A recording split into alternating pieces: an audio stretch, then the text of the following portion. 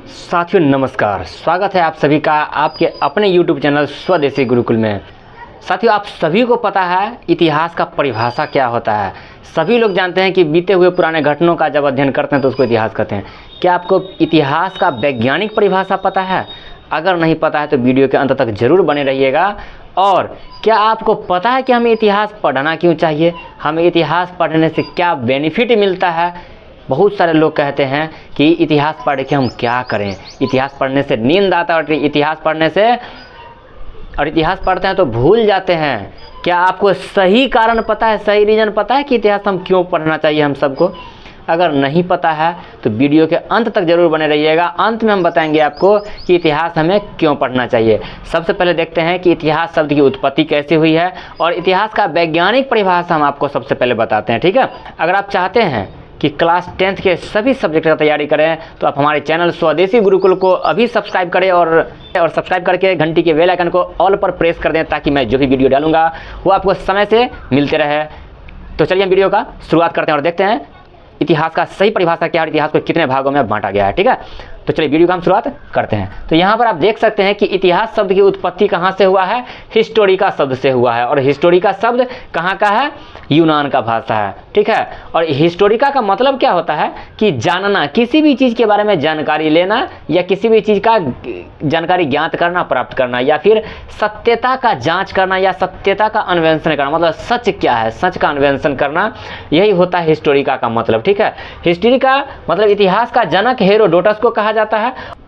इनको इतिहास का पिता इसलिए कहा जाता है क्योंकि ये इतिहास के क्षेत्र में बहुत बड़े बड़े शोध किए हैं, बहुत बड़े बड़े चीज़ का आविष्कार, बहुत सारे चीज़ का शोध किए हैं और पता लगाए हैं, इस हिस्ट्री का पता लगाए हैं। वैसे इनसे पहले तो बहुत सारे इतिहासकार रह चुके हैं, लेकिन इन्हीं को इसलिए बनाया गया क्योंकि इतिहास के विकास में, क्योंकि इतिहास को पता लगाने में इनका हेरोडोटस का बहुत बड़ा योगदान था, इसलिए इनको इतिहास का पिता कहा जाता है, ठीक है।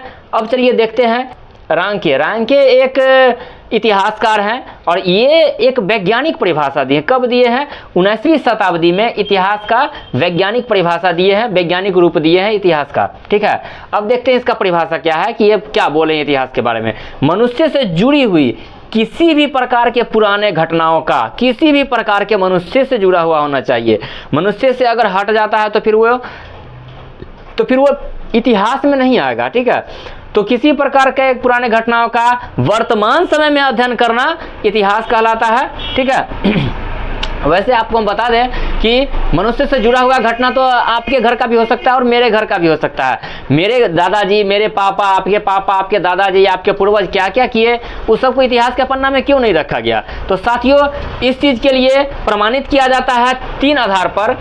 अगर ये तीनों आधार से किसी भी कहानी का, चाहे वो आपके घर का हो, मेरे घर का हो, या किसी देश का हो, या किसी साम्राज्य का हो, या किसी राजनेता का हो, ये तीनों आधार पर अगर वो प्रमाणित हो जाता है कि ये घटना, ये कहानी इतिहास में जाना चाहिए, तब वो जाएगा। अगर ये तीनों आधार पर प्रूफ नहीं होता है तो किसी भी प्रकार के कहानी को हम इतिहास नहीं कहेंगे। क्योंकि मेरे घर में, आपके घर में तो डेली कोई ना कोई घटना घटता है, तो सभी कहानी को हम इतिहास नहीं कहते हैं ना। यही 3 आधार पर जब प्रमाणित होता है तो कहते हैं। वो तीनों आधार क्या है, यहाँ पर देखते हैं। यहाँ पर लिखा देख सकते हैं आप, किसी भी कहानी को 3 प्रकार से प्रमाणित होने के बाद उस कहानी को इतिहास का प्रमाण मिल जाता है, ठीक है। प्रूफ हो जाता है कि ये कहानी इतिहास का है, ठीक है। वो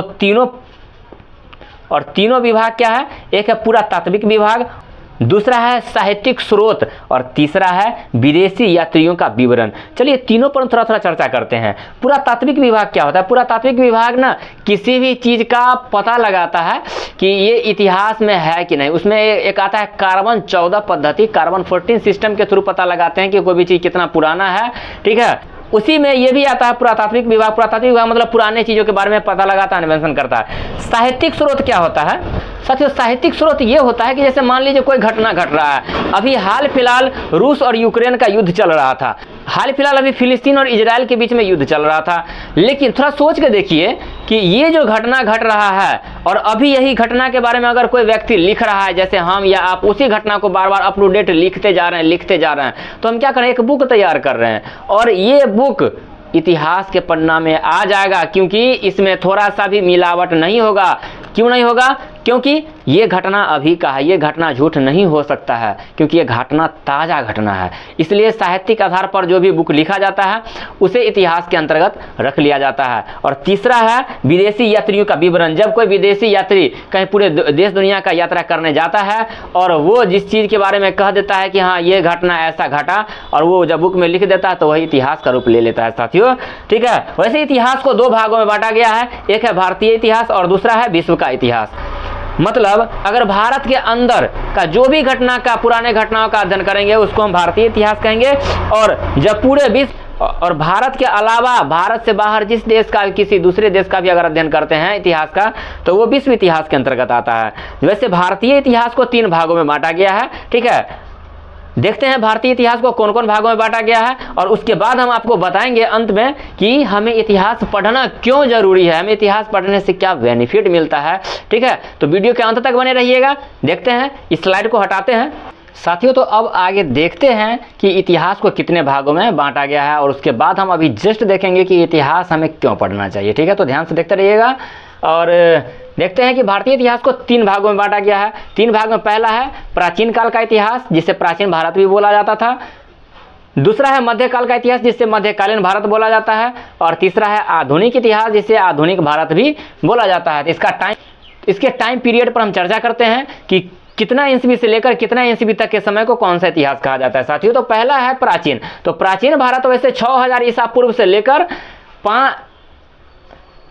650 ईस्वी तक के इतिहास को, टाइम को, उस समय जो घटना घटा उसको कहा जाता है प्राचीन भारत का इतिहास। ठीक है, वैसे किसी बुक में 6000 दे रहा है, किसी बुक में 5000 दे, किसी बुक में 3000 दे रहा है ईसा पूर्व। ठीक है, वैसे आप टाइम का ध्यान दीजिएगा, यहाँ ईसा पूर्व है, मतलब यीशु मसीह के जन्म से 6000-3000 वर्ष पहले का बात है।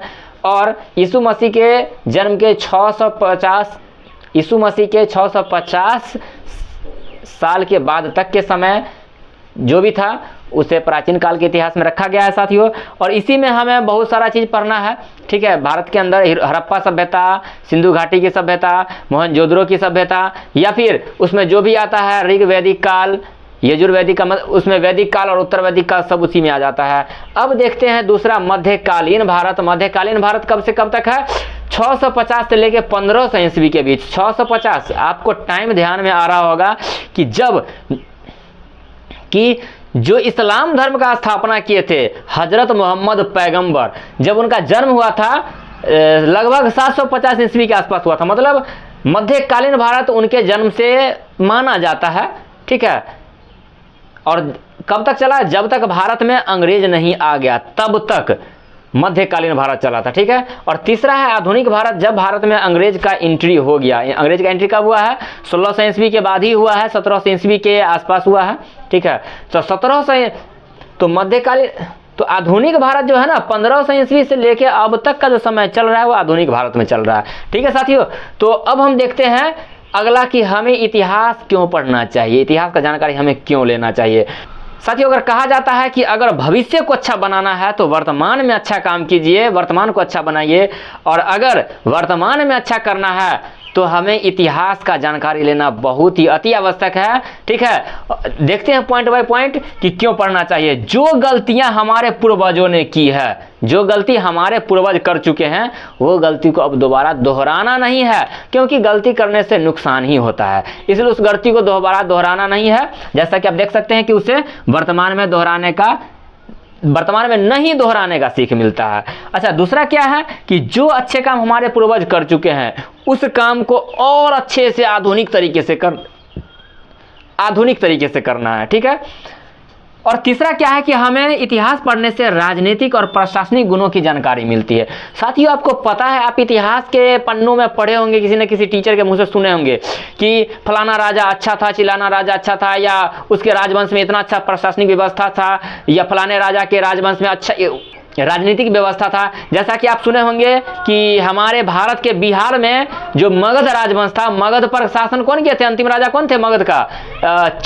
मौर्य वंश का राजा थे। तो मौर्य वंश में एक चाणक्य हुआ करते थे, और उनके राजवंश में जो चला था राजनीतिक व्यवस्था स्ट्रॉन्ग था, बहुत ही मजबूत था, क्योंकि चाणक्य से और चंद्रगुप्त मौर्य से जो लोग सीखे हैं राजनीतिक, क्योंकि चाणक्य और चंद्रगुप्त मौर्य से राजनीतिक सीख करके दुनिया के अलग अलग देश में अभी भी लोग उनके बताए हुए रास्ते पर चलते हैं। अगर आप चाणक्य नीति सीखना चाहते हैं या चाणक्य जी से राजनीति सीखना चाहते हैं तो मैं चाणक्य जी पर वीडियो डेली बनाता हूं और एक वीडियो डेली अपलोड करता हूं, शॉर्ट वीडियो। आप हमारे चैनल को अभी सब्सक्राइब कर लीजिए और शॉर्ट वीडियो में आप देखिए, हमेशा देखते रहिए, कुछ ना कुछ जरूर सीख मिलता रहेगा साथियों। ठीक है, अगला देखते हैं कि हम इतिहास पढ़ने से क्या जानकारी मिलता है। हमें हर एग्जाम में काम आता है साथियों, हिस्ट्री का हर एग्जाम में काम आता है हिस्ट्री। जैसे यूपीएससी का एग्जाम हो, बीपीएससी का एग्जाम हो, मतलब स्टेट लेवल पर जो भी होता है उसमें बैंक हो गया, एसएससी हो गया, रेलवे हो गया, चाहे वो 10th हो, 12th हो, बीए हो, एमए हो, इस सब जगह पर हमें काम आता है इतिहास एग्जाम में।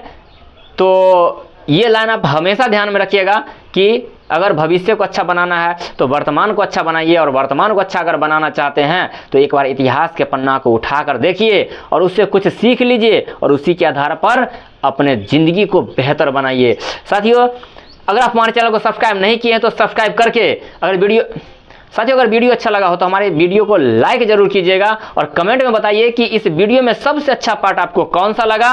और इसी तरह की जानकारी लेने के लिए हमारे चैनल को सब्सक्राइब अभी कीजिए और वह घंटी के बेल आइकन को जरूर दबाइए। मिलते हैं फिर से अगले वीडियो में, तब तक के लिए धन्यवाद।